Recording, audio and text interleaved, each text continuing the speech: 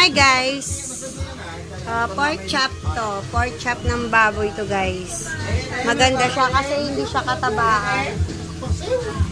Yan guys, pork chop. Yan. Ayan ang tawag sa baboy na ito.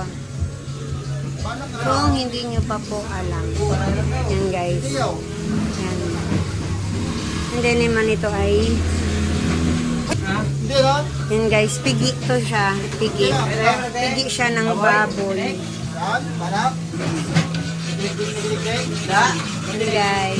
Diba, malaki siya. Tatasasin pa yan namin para gawing ilalamanin siya guys.